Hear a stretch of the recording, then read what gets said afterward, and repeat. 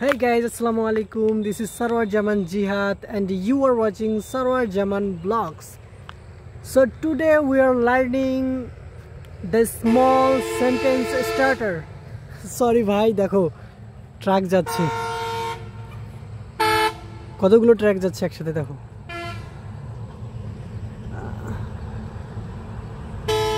Okay please wait একটু অপেক্ষা করো। এই তো চলে গেছে, যাই হোক।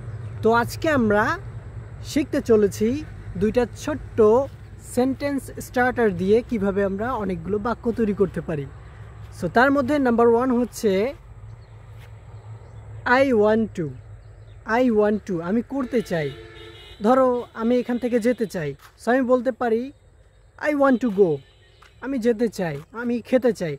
আই ওয়ান্ট টু ইট, তাহলে ধরো আমি কাজ করতে চাই, আমি বলতে পারি I want to work.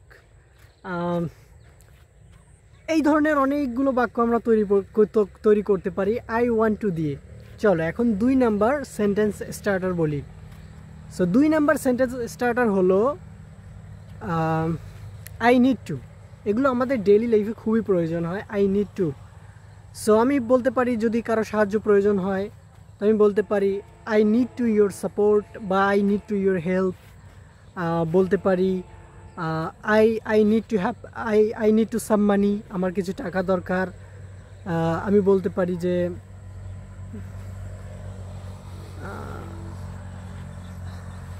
I need to your bicycle, আমার তোমার সাইকেলটা প্রয়োজন।